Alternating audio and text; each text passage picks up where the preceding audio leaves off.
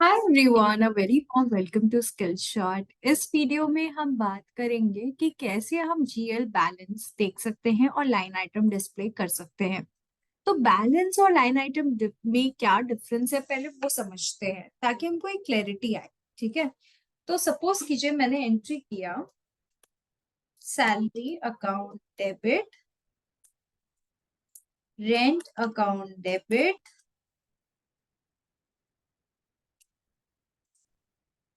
To outstanding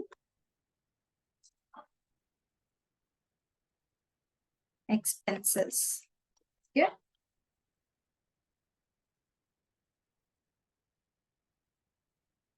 अब अगर आपसे कोई पूछे कि आउटस्टैंडिंग एक्सपेंस का बैलेंस क्या है तो आप 1,000 रुपए बताओगे।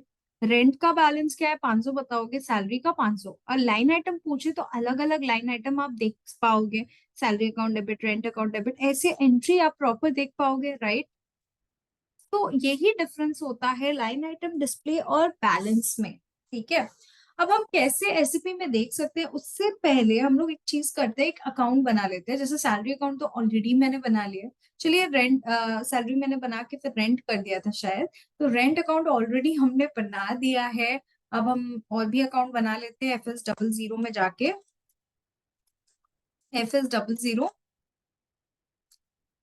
ठीक है। यहाँ पर देखिए एक्सपेंस अकाउंट में सैलरी बना हुआ है, इसको कॉपी कर लेते हैं। देखो यहाँ पर कॉपी करने का ऑप्शन आता है। 3,001 कर लेते हैं। ठीक है, अब इसको हम रेंट अकाउंट लिख देते हैं। सैलरी तो है ही हमारी, रेंट अकाउंट बना देते हैं। तो कॉपी सब चीज एस्पेक्ट हमने कर दिया है, कॉपी पेस्ट कर देते हैं और सेव कर देते हैं। तो ऐसे रेंट अकाउंट भी हमारा बन गया है। अब हम बना लेते हैं आउटस्टैंडिंग एक्सपेंस अकाउंट। ठीक है, इसको कॉपी कर लेते हैं। 1,002 बना लेते हैं। देखिए यहाँ पर रेफरेंस जीएल 1,001 है। रेफरेंस कंपनी कोड ये है, जीएल अकाउंट ये है, रेफरेंस कंपनी कोड 6703 है। तो बना लेते हैं आउटस्टैंडिंग एक्सपेंसेस, यहाँ पर कॉपी पेस्ट कर लेते हैं।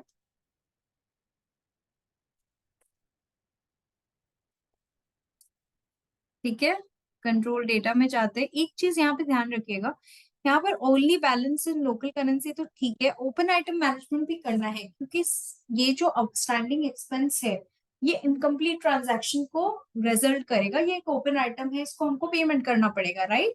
तो एक बार कॉपी कर लेते हैं और सेव कर लेते हैं। तो ओपन आइटम मैंने सिलेक्ट कर लिया। अब मेरे को एक एंट्री करनी है, तो एंट्री हम क्या करेंगे, salary account debit, rent account debit to outstanding expenses.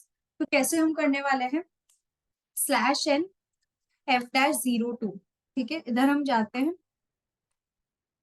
Copy कर लेते हैं।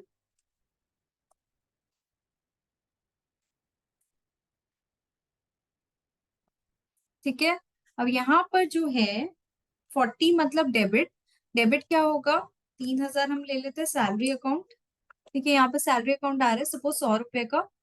बिजनेस एरिया है 6704। Salary payable. ठीक है, अब यहाँ पर हम 40 वापस लिखेंगे क्योंकि हम रेंट जो है वो डेबिट करेंगे। 3001 पर ले लेते हैं। 3001 था शायद रेंट अकाउंट, इसको एंटर करते हैं। यहाँ पर हम ले लेते हैं, ये तो 100, हमने प्रीवियस शायद शायद 100 लिया होगा। अभी हम लोग ले लेते हैं 50, 6704। ठीक है, बीइंग रेंट पेबल। अब यहाँ पर हम 50 लेंगे। 50 क्यों ले रहे हैं, क्योंकि हमको क्रेडिट करना है। आई थिंक 1,002 था आउटस्टैंडिंग एक्सपेंस, 150 रुपया था शायद। और business area 6704, being expenses payable.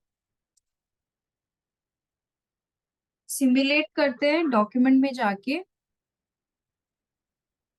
देखिए 100 रुपए सैलरी, 50 रुपए रेंट, 150 रुपए आउटस्टैंडिंग एक्सपेंसेस। तो इसको हम लोग क्या कर देते हैं, सेव कर देते हैं। ये याद रखिएगा, ऐसे हमने 3,000, 3,001 और 1,002 का एंट्री किया है। सेव करेंगे, तो हमारी एंट्री तो हो गई डॉक्यूमेंट 2 की। अब हमको क्या करना है, अब हमको देखो देखना है कि लाइन आइटम डिस्प्ले क्या है, एक एक एंट्री क्या हुई है, और बैलेंस टोटल क्या है। बैक करते एक बार। अब यहाँ पर देखिए हम यहाँ पर अकाउंटिंग में जाएंगे, फाइनेंशियल अकाउंटिंग, जनरल लेजर। यहाँ पर एक ऑप्शन आता है, अगर आप देखोगे तो मैं आपको टी कोड बता देती हूँ। टी कोड सिंपल सा है, पहले हम लोग देख लेते हैं कि इसका बैलेंस हम लोग कैसे देख सकते हैं। जीएल का बैलेंस अगर रिपोर्ट्स में आपको दिखाऊं तो जनरल लेजर डिस्प्ले बैलेंस, कहाँ जाएंगे हम, जनरल लेजर में डिस्प्ले बैलेंस करके आता है, डॉक्यूमेंट में आएगा शायद।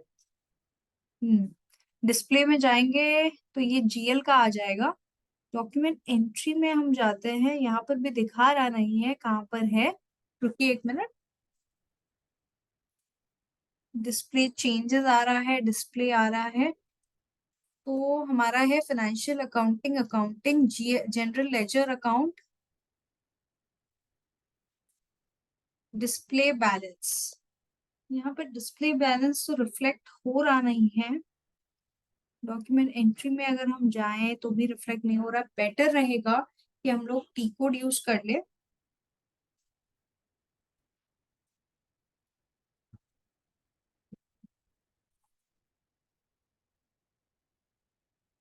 हम टी कोड क्या यूज करेंगे,